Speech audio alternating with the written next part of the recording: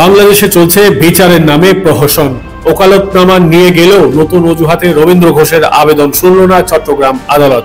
নয়া যুক্তিতে খারিজ চিন্ময় দাসের জামিন মামলার দিন এগিয়ে আনার শুনানির আবেদন। আদালতের তরফে বলা হলো, স্থানীয় আইনজীবীদের ওকালতনামা নিয়ে আসতে হবে। বোঝাই যাচ্ছে ইউনূস বাহিনীর সুরে সুর মেলাচ্ছে আদালত।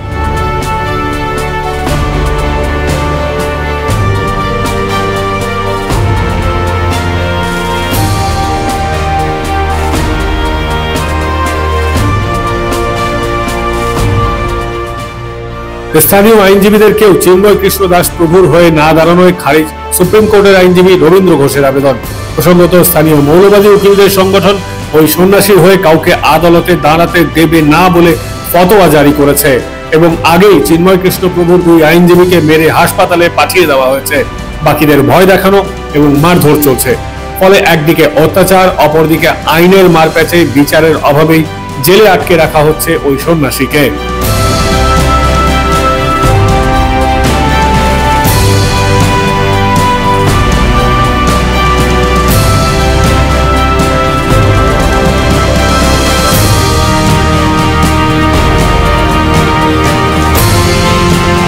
বাংলাদেশের সুপ্রিম কোর্টের আইনজীবী রবীন্দ্র ঘোষ মৌলবাদীদের রক্তচক্ষুকে উপেক্ষা করে চিন্ময় প্রভুর জামিন চেয়ে লড়ছেন তিনি। জামিনের শুনানি এগিয়ে আসার সপক্ষে ঢাকা থেকে এসে বৃহস্পতিবার ফের চট্টগ্রাম আদালতে যান তিনি, কিন্তু নতুন অজুহাতে ফের খারিজ হয়ে যায় জামিনের আবেদন। একজন স্থানীয় আইনজীবীকে সঙ্গে রাখতে হবে বলে চিন্ময় প্রভুর আইনজীবীকে নির্দেশ বাংলাদেশের আদালতের।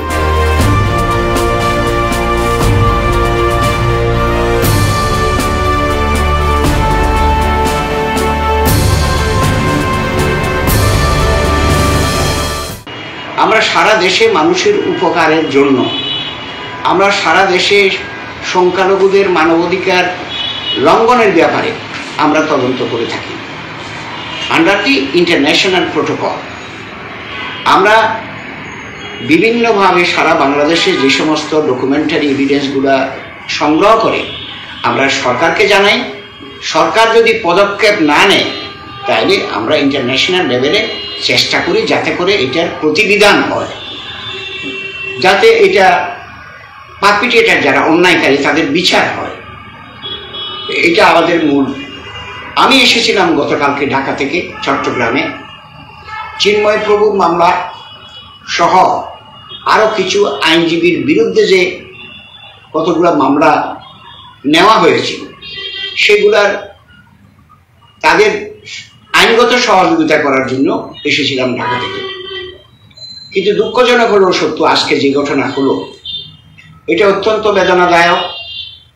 এবং কি বলবো, আমি জজ সাহেবের কাছে যখন আমি তিনটে অ্যাপ্লিকেশন মুভ করতেছিলাম তখন আমাকে অনেক লয়ার, তাদের নাম আমি বলতে পারি কি কারা কারা আছে, তাদের একজনের নাম হলো টি.আর. খান, আলমগীর ইউনুস, মঈনুদ্দিন, আলমগীর আলম, এরা সবাই advocate, SM. Rezaul Karim, advocate Faruk Ahmed Sunny, Raihanul Wahed Chowdhury, Mohammad শাহাদাত হুসাইন, মোহাম্মদ ফয়সাল আমিন, সরওয়ার আমিদ, জুয়েল, নাসিমউদ্দিন, নাসির আলী, আলী আহমেদ, আজিজুল হক মাসুম, মহিউদ্দিন হক চৌধুরী, আরও 16-17 জন আইনজীবী, যেগুলা অত্যন্ত দুঃখজনক ঘটনা। আমি একজন ঢাকা থেকে আইনজীবী এসে মানুষের উপকারের জন্য কাজ করি। তারা আমাকে যখন আমার অ্যাপ্লিকেশনগুলো মুভ করি আমার পিছন দিক দিয়ে দু একজনের ধাক্কা দিয়েছে, আমি জানি না, তবে ওদেরকে দেখলে আমি চিনতে পারবো। আমার কথা হলো, আমরা যারা মানবাধিকার করি, মানুষের সহযোগিতা করি, বলতে পারো যে এটা নিরপেক্ষ, উইদাউট এনি কনসিডারেশন। আমরা অনেক সময় টাকা নিই না, কিন্তু এরপরেও আজকে যদি এটা মুসলমানদের সমস্যা হতো আমি কিন্তু এগিয়ে আসতাম। আমি বলে দিতে পারি 10টি ঘটনা আমি তদন্ত করেছি, সবগুলো মুসলমান। আমার এখনো মনে আছে, তাদেরকে গ্যাং রেপ করা হয়েছে। সেই গ্যাং রেপে আমি তদন্ত দিয়ে ওদের অধিকার ক্ষুণ্ণ হয়ে যাচ্ছে সেই অবস্থা তাদেরকে উদ্ধার করেছি। আমার মনে আছে, একটা দুইটা ঘটনা নয়, রাজশাহী, দিনাজপুর, রংপুর, নীলফামারী, ঠাকুরগাঁও, কক্সবাজার এবং আরো অনেক ডিস্ট্রিক্টে করেছি। এটা আমাদের মনের থেকে করি। মানুষের অধিকারের প্রশ্নে আমরা সর্ব জায়গায় বিচরণ করি। এই যে আজকে যে ঘটনাটা হলো, অত্যন্ত দুঃখজনক ঘটনা।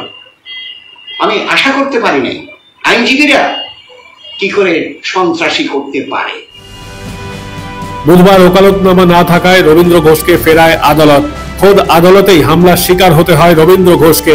30-40 জন আইনজীবী তাকে পেছন থেকে ধাক্কা মারেন বলে অভিযোগ। মারধর করে ঘুষিও মারা হয়েছে বলে অভিযোগ করেন রবীন্দ্র ঘোষ। প্রাণনাশের হুমকির মুখেও অবিচল তিনি। পুলিশ না থাকলে জীবন শেষ হয়ে যেতে পারত বলছেন তিনি।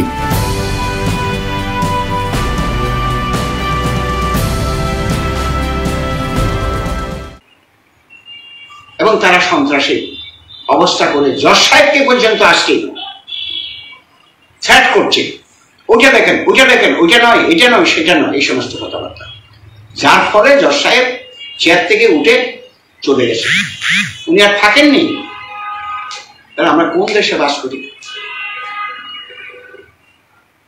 ইট ইজ আমার কনক্লুশন হলো, it is our responsibility to protect the minority community. That is true.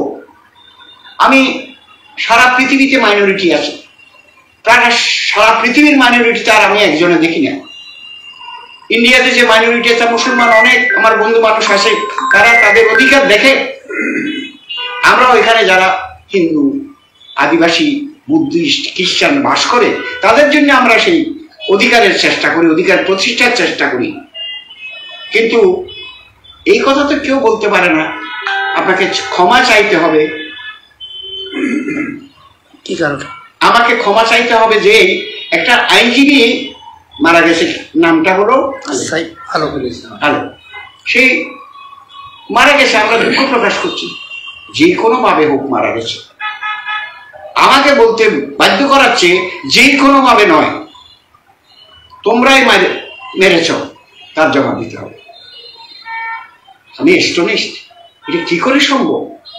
আমাকে পার্টি বানানো হচ্ছে। আমি যেমন ওই যে চিন্ময় প্রভুর আত্মীয় স্বজন, আমাকে পার্টি বানানো হচ্ছে। তারপর এই কথা কি বলতে পারে বলুন তো?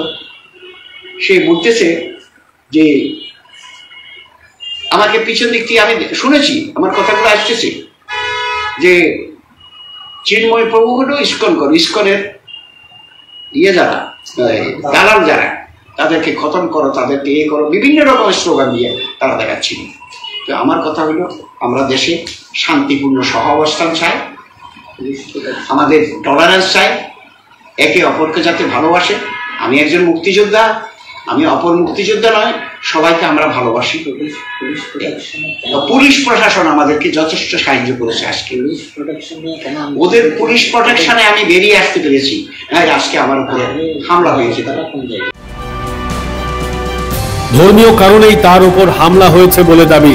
মৌলবাদীদের হুমকিতে পিছপা হননি রবীন্দ্র।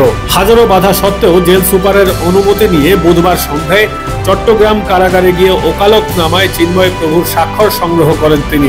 এদিন অকুতোভয় নিরাপত্তার মধ্য দিয়ে রবীন্দ্র পেশ করেন চট্টগ্রাম আদালতে। কিন্তু এত প্রচেষ্টা সত্ত্বেও ফের তাকে ফেরালো চট্টগ্রামের ওই আদালত। ফলে 2রা জানুয়ারি হবে চিন্ময় প্রভুর জামিনের আর্জির শুনানি। ব্যুরো রিপোর্ট, মাধ্যম।